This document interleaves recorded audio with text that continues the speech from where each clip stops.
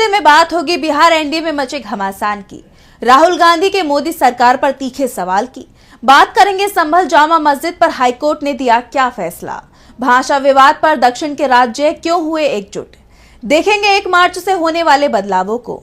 और बुलेटिन के आखिर में बात करेंगे मोदी सरकार की नीतियों से निवेशकों को लगे झटके की। लेकिन दिन भर की तमाम बड़ी खबरों से पहले एक नजर आज की सुर्खियों पर। गृह मंत्री का बड़ा बयान, कहा दिल्ली में निर्माण से जुड़े मामलों में दिल्ली पुलिस की अनुमति की जरूरत नहीं होगी। हरियाणा के पूर्व मुख्यमंत्री भूपेंद्र हुड्डा ने बीजेपी पर साधा निशाना, कहा ये पेपर लीक सरकार है, इसी सरकार में माइनिंग घोटाला भी हुआ है। नई दिल्ली रेलवे स्टेशन भगदड़ मामले में एससी ने खारिज की सीबीआई जांच की मांग वाली याचिका। कोर्ट ने पूछा 200 लोगों की जान जाने के दावे का क्या सबूत। मोदी सरकार की बेटी बचाओ बेटी पढ़ाओ योजना में 455 करोड़ गायब, आरटीआई में बड़ा खुलासा। कांग्रेस अध्यक्ष मल्लिकार्जुन खड़गे बोले मोदी सरकार के झूठ की खुल गई कलई। ये तो थी सुर्खियां, अब बात आज की सबसे बड़ी खबर की। बिहार की सियासत में इस समय जबरदस्त गर्माहट आ गई है। वैसे तो राज्य में बजट सत्र चल रहा है, लेकिन बजट से ज्यादा चर्चा विधानसभा चुनाव की चल रही है। विधानसभा चुनाव 8 महीने बाद होने हैं, लेकिन जिस तरह से सत्ताधारी दल के अंदर आपसी टकराव सड़क पर आ गया है, उसका असर विधानसभा में भी दिखाई दे रहा है। तो कैसे चुनाव से पहले एनडीए के अंदर मचा घमासान, देखिए इस रिपोर्ट में। बिहार में सीएम पद को लेकर पहले से ही बवाल मचा हुआ था। नीतीश कुमार के बेटे निशांत कुमार हो या जेडीयू के दूसरे नेता बीजेपी पर दबाव बना रहे हैं कि वो नीतीश को सीएम उम्मीदवार घोषित कर दे, लेकिन बीजेपी ने अभी तक जेडीयू की डिमांड नहीं मानी है। 2 महीने पहले अमित शाह ने कहा था कि बीजेपी का संसदीय बोर्ड सीएम उम्मीदवार तय करेगा, जिसे लेकर पहले से ही जेडीयू नाराज दिख रही थी। और अब बिहार बीजेपी अध्यक्ष दिलीप जायसवाल ने भी कह दिया है कि बीजेपी का संसदीय बोर्ड ही सीएम फेस तय करेगा, यानी अकेले नीतीश कुमार ही सीएम पद के दावेदार नहीं है। जायसवाल के बयान पर बवाल मचा तो बाद में उन्होंने इसे लेकर सफाई भी दी, लेकिन जिस तरह से बीजेपी हाईकमान ने अभी तक नीतीश की सीएम दावेदारी पर मुहर नहीं लगाई है, उससे साफ है कि बिहार में कुछ बड़ा खेल करने की कोशिश हो रही है। इस बीच पटना में जीतन राम मांझी की पार्टी हम ने दलित समागम रैली बुलाई। नीतीश कुमार इस रैली में पहुंचे, लेकिन सिर्फ 2.5 मिनट ही रुके। 15 सेकंड के लिए माइक तकाए और बिना कुछ बोले रैली छोड़कर चले गए। नीतीश की रैली में बिना कुछ कहे जाने के बाद सवाल उठ रहे हैं कि क्या वो बीजेपी हाईकमान से नाराज है या बीजेपी के दबाव में है। नीतीश के जाने के बाद मांझी ने मंच से बड़ा ऐलान किया। उन्होंने अपने समर्थकों से कहा कि अपने हाथ में चाबी लो, वरना ताला नहीं खुलेगा और आप कटोरा लेकर घूमते रह जाओगे। इससे पहले मांझी ने विधानसभा चुनाव में सीट बंटवारे को लेकर भी बड़ी दावेदारी का ऐलान किया था। मांझी के तेवरों ने एनडीए को ही मुश्किल में डाल दिया है। दरअसल 27 फरवरी को नीतीश कुमार ने मंत्रिमंडल में फेरबदल किया था, जिसमें मांझी के बेटे संतोष सुमन जो 3 मंत्रालय संभाल रहे थे, उनमें से 2 मंत्रालय वापस ले लिए गए थे। मांझी की नाराजगी से एक बात तो साफ हो गई है कि एनडीए के अंदर दलित नेताओं को आगे बढ़ने से रोकने की कोशिश हो रही है।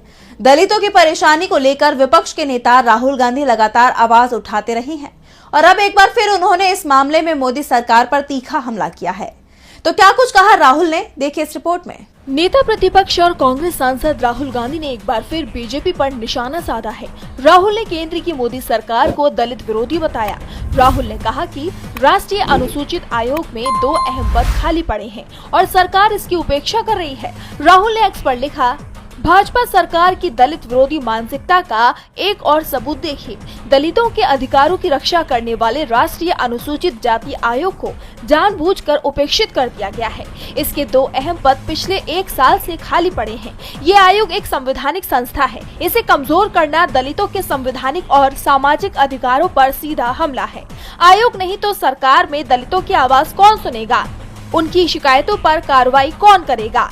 राहुल यही नहीं रुके। राहुल ने पीएम मोदी को मेंशन करते हुए मांग की कि जल्द से जल्द आयोग के सभी पद भरे जाने चाहिए, ताकि ये दलितों के हकों और अधिकारों की रक्षा करने की अपनी जिम्मेदारी प्रभावी रूप से निभा सके।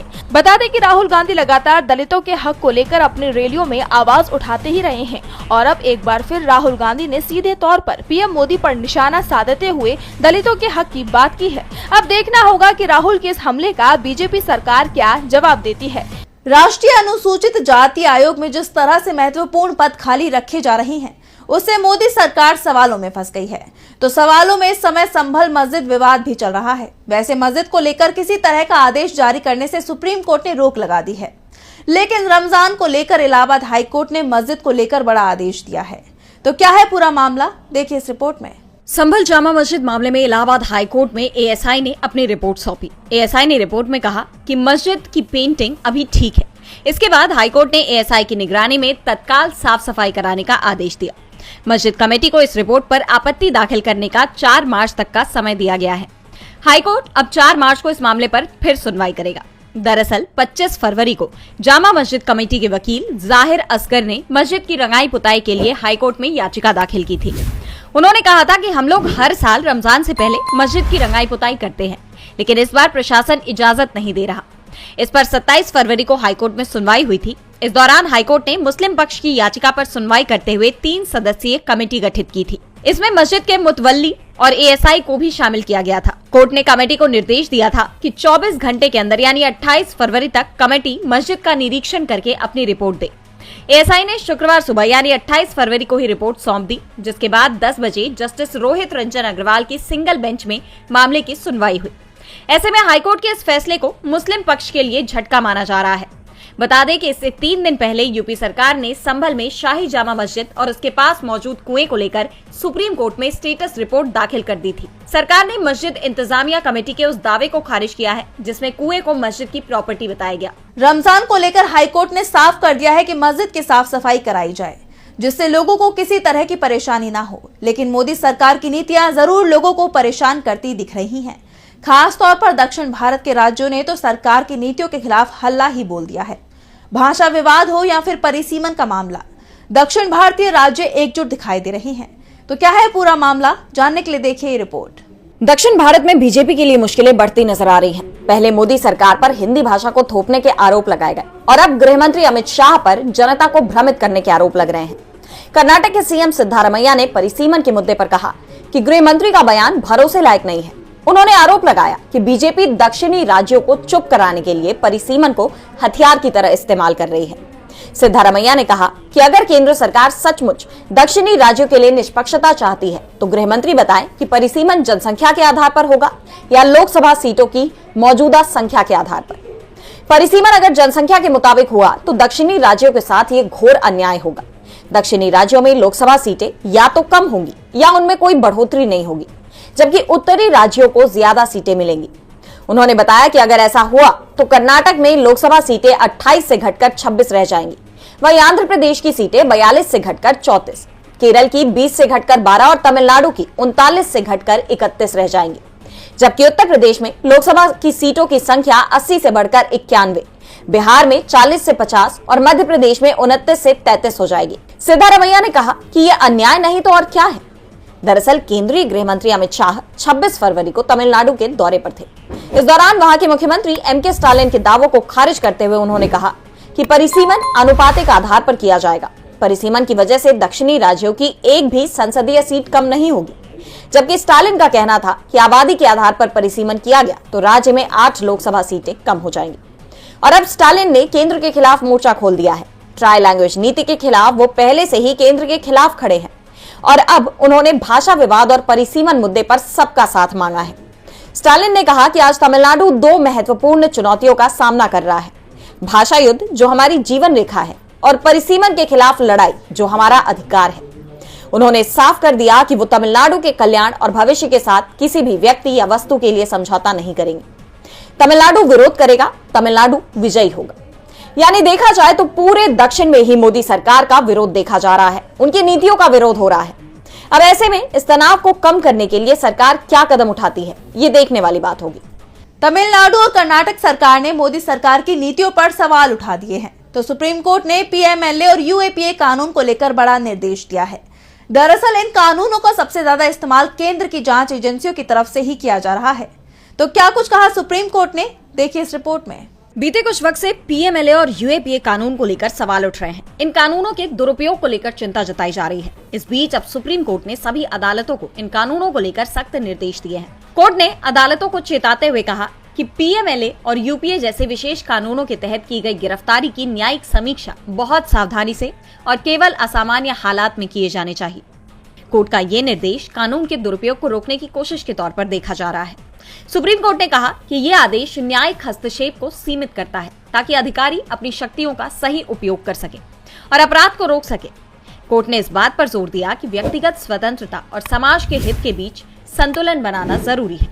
सुप्रीम कोर्ट की ये टिप्पणी पीएमएलए यानी prevention of money laundering act, UAPA यानी unlawful activities prevention act, foreign exchange customs act और जीएसटी जैसे खास कानूनों को लेकर आई है। कोर्ट की बेंच ने कस्टम और जीएसटी अधिकारियों को गिरफ्तारी का अधिकार देने वाले प्रावधानों को सही ठहराया। जस्टिस बेला एम त्रिवेदी ने कहा कि ऐसे मामलों में कोर्ट को अपनी शक्तियों का बहुत कम इस्तेमाल करना चाहिए। कोर्ट को सिर्फ ये देखना चाहिए कि कानूनी और संवैधानिक प्रक्रियाओं का पालन हुआ है या नहीं, जैसे क्या अधिकारी कानून के तहत अधिकृत था। इसके साथ ही कोर्ट ने यह भी साफ किया कि स्पेशल एक्ट्स के सख्त प्रावधानों को नरमी से नहीं देखा जाना चाहिए। ऐसा करने से कानून का मकसद पूरा नहीं होगा। पीएमएलए, कस्टम्स एक्ट या फेरा के तहत अपराध बहुत गंभीर है। ये अपराध देश की वित्तीय व्यवस्था और संप्रभुता को प्रभावित करते हैं। इसलिए इन कानूनों की प्रावधानों की व्याख्या इस तरह से होनी चाहिए जिससे उनके उद्देश्य पूरे हों, ना कि विफल। कोर्ट के इस फैसले से माना जा रहा है कि केंद्रीय एजेंसियों को ज्यादा ताकत मिलेगी, लेकिन कोर्ट ने केंद्रीय एजेंसियों को भी सचेत करते हुए कहा कि जहां तक हो सके गिरफ्तारी से पहले जांच पूरी कर ली जाए।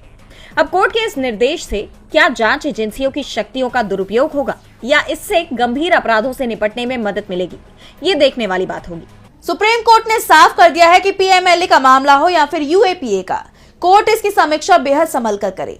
कोर्ट के फैसले से केंद्रीय जांच एजेंसियों को राहत मिली है, तो मार्च में लोगों को राहत मिलने वाली है या फिर बढ़ने वाली है परेशानी, इसे जानना भी जरूरी है। तो 1 मार्च से होने वाला है क्या बदलाव, देखिए इस रिपोर्ट में। 1 मार्च से आम लोगों की जिंदगी में बड़े बदलाव होने जा रहे हैं। शेयर बाजार से लेकर यूपीआई पेमेंट तक के नियमों में बदलाव हो रहा है। तो आइए देखते हैं कि किन नियमों में क्या बदलाव हुए हैं। सबसे पहले तो म्यूचुअल फंड और डीमैट अकाउंट के लिए नॉमिनेशन के नियमों में बदलाव किया जा रहा है। सेबी ने 1 मार्च 2025 से म्यूचुअल फंड और डीमैट अकाउंट के लिए नामांकन के नए नियम लागू करने की घोषणा की है, जिसके तहत अब खाता धारक ज्यादा से ज्यादा 10 नॉमिनी को जोड़ पाएंगे। निवेशकों के पास ये अधिकार होगा कि जिन लोगों को उन्होंने नामांकित किया है उन्हें कितने प्रतिशत की राशि आवंटित करनी है, ये वो पहले ही तय कर सकेंगे। एलपीजी सिलेंडर की कीमतों में भी बदलाव हो रहा है। तेल कंपनियां हर महीने की शुरुआत में एलपीजी सिलेंडर के नए दाम जारी करती हैं। ऐसे में 1 मार्च को सुबह लगभग 6 बजे तक संशोधित कीमत जारी कर दी जाएगी। इसी तरह सीएनजी और एटीएफ के भाव में बदलाव भी हो सकता है। 1 मार्च से एफडी के नियमों में भी बदलाव हो सकता है। हाल ही में कई बैंकों ने अपने एफडी रेट्स में बदलाव किए हैं, जिसका असर इस महीने बैंकों में दिख सकता है। वहीं बीमा प्रीमियम के भुगतान को और आसान बनाने के लिए यूपीआई से जुड़े नियमों में भी थोड़ा बदलाव हो सकता है। यूजर्स को बीमा एएसबीए की सुविधा मिलेगी, जिसकी मदद से बीमा धारक प्रीमियम के लिए अलग से राशि ब्लॉक करके रख पाएंगी। बीमा कंपनियां ग्राहकों को 1 टाइम मैंडेट सुविधा ऑफर करेगी। और अब बात करें सबसे अहम बदलाव की, तो 1 मार्च से टैक्स से जुड़े कई बदलाव हो सकते हैं। टैक्स स्लैब और टीडीएस की सीमा में बदलाव किया जाएगा ताकि करदाताओं को राहत दी जा सके। सीनियर सिटीजन के लिए टीडीएस की लिमिट को 50,000 रूपए से बढ़ाकर 1 लाख रुपए किया जाएगा। इसके साथ ही जीएसटी पोर्टल पर लोगों की प्रक्रिया को अब और भी सुरक्षित कर दिया जाएगा। व्यवसायियों को मल्टी फैक्टर ऑथेंटिकेशन का पालन करने के लिए अपनी आईटी सिस्टम को अपडेट करना होगा। यानी देखा जाए तो 1 मार्च से काफी कुछ बदलने वाला है। और बुलेटिन के आखिर में बात शेयर बाजार की। शेयर बाजार में आई गिरावट ने पिछले 29 सालों का रिकॉर्ड तोड़ दिया है। गिरावट में निवेशकों के करीब 7,50,000 करोड़ रुपए डूब गए, जिससे बाजार में हाहाकार मच गया। इस गिरावट के पीछे कई वजह मानी जा रही हैं। तो इसी बीच नए सेबी चीफ को लेकर भी खबर सामने आई है। तो क्या रहा फरवरी के आखिरी दिन का मार्केट का हाल, जानने के लिए देखिए रिपोर्ट। फरवरी के आखिरी दिन शेयर बाजार में हाहाकार मच गया। सेंसेक्स 1414 तो वहीं निफ्टी 420 अंक टूटा। इस गिरावट ने पिछले 29 सालों का रिकॉर्ड तोड़ दिया है। इस गिरावट में निवेशकों ने एक ही दिन में करीब 7,50,000 करोड़ रुपए गंवा दिए। इस गिरावट की अहम वजहों में अमेरिकी टैरिफ की संभावना, कॉर्पोरेट आय में कमी और विदेशी निवेशकों द्वारा धन निकासी शामिल है। इन आर्थिक चुनौतियों के बीच तुहिन कांत पांडे का सेबी के नए अध्यक्ष के तौर पर कार्यभार संभालना एक अहम घटना है। बता दें कि शेयर बाजार में पिछले 5 महीनों से लगातार गिरावट जारी है।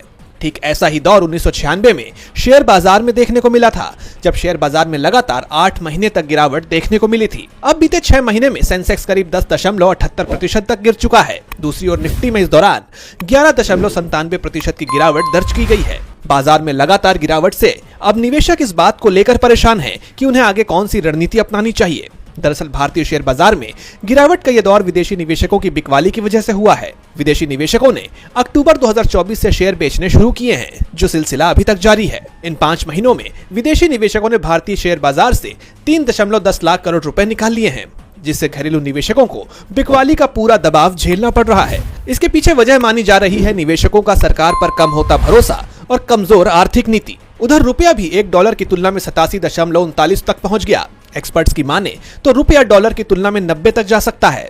ये तमाम संकेत देश की अर्थव्यवस्था के लिए अलार्म माने जा रहे हैं। आज सोशल मीडिया से लेकर आपके चलते फिरते जीवन में भी पत्रकारिता के बुरे दौर की चर्चा होती है, क्योंकि जिन लोगों पर सूचना देने की जिम्मेदारी है वो आपके लिए नहीं बल्कि कॉरपोरेट और सरकारों को फायदा पहुंचाने में लग गए हैं। विज्ञापन मॉडल को खारिज कर आप इस बीमारी को दूर कर सकते हैं और अपने नारे को बुलंद कीजिए। मेरे खर्च पर आजाद है खबरें।